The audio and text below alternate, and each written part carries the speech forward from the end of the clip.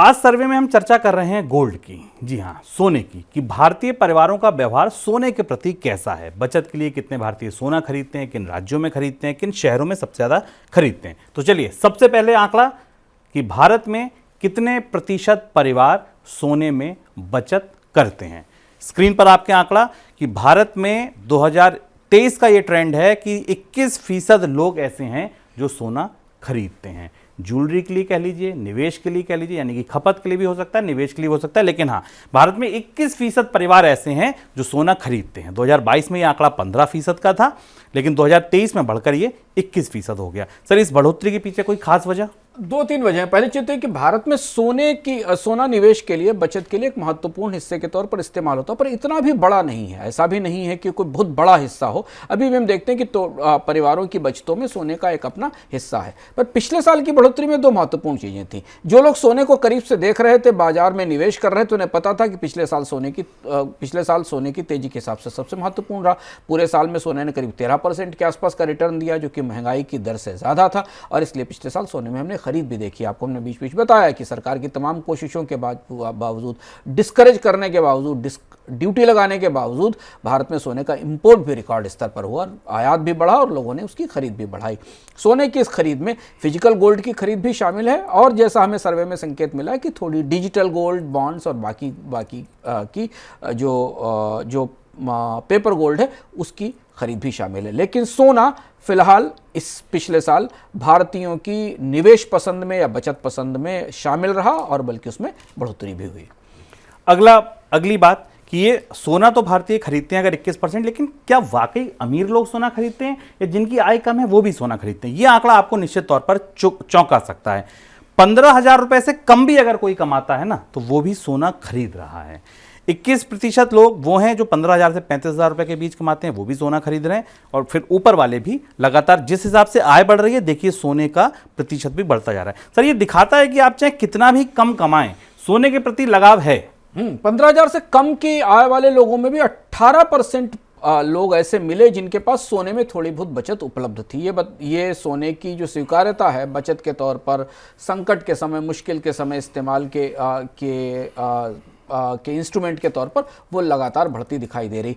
पर इस आंकड़े में मुझे दो चीजें महत्वपूर्ण दिखाई दी कि 15 से 35,000 रुपए वाले आय वर्ग में थोड़ा सा कम था, 35 से 50,000 वाले आय वर्ग में ज्यादा बढ़ोतरी हुई। यानी 35 से 50,000 आय वर्ग वाले लोग ऐसे दिखे जिन्होंने अपने यहाँ सोने को एक महत्वपूर्ण निवेश के तौर पर या बचत के तौर पर पिछले साल इस्तेमाल करना शुरू किया। अब आपको क्या लगता है सबसे ज्यादा पैसे वाले लोग, कमाने वाले लोग कौन से राज्य में रहते हैं, और क्या वही लोग सबसे ज्यादा सोना खरीदते हैं? तीसरा आंकड़ा ये पकड़िए कि भारत के ऐसे कौन से राज्य हैं जहां सबसे ज्यादा सोना खरीदा जाता है। पहला नंबर कर्नाटक का, दूसरा नंबर दिल्ली का, तीसरा पश्चिम बंगाल का। देखिए आय में पश्चिम बंगाल भले पीछे था, कमाई में भले पीछे था, लेकिन सोने की खरीद में वो गुजरात और केरल को मात दे रहा है। केरल सुनकर आपको लग रहा होगा कि पीछे है पश्चिम बंगाल से, लेकिन हाँ ये बात सही है। वहाँ 26% परिवार हमें ऐसे मिले जो केरल में सोना खरीदते हैं, जबकि पश्चिम बंगाल में 31% परिवार ऐसे थे जो सोना खरीदते हैं। सर और चीज़ों पर अगर हम देखें, और सुविधाओं पर, कार हो, बाइक हो या गैजेट्स हो, आईफोन हो, कुछ भी हो, उन पर तो ये नियम लागू होता दिखता है कि जहाँ पैसा होगा वहाँ। लेकिन ये आंकड़े आपको बता दें कि पश्चिम बंगाल, गुजरात और केरल से अगर ऊपर है तो इस बात का कोई मतलब नहीं है कि ज्यादा है या कम है, लेकिन सोना होना चाहिए। हाँ, क्योंकि पश्चिम बंगाल और छोटे जो ऐसे राज्य जहां कम आय वर्ग के परिवार हैं, वहां सोने को ही एकमात्र बचत का साधन माना गया, और इसलिए हमको दिखता है कि पश्चिम बंगाल जो इनकम की रैंकिंग में पीछे है, वहां सोने की खरीद अच्छी और बड़ा बाजार है पश्चिम बंगाल सोने का। यहाँ चौंकाने वाली एंट्री कर्नाटक की है।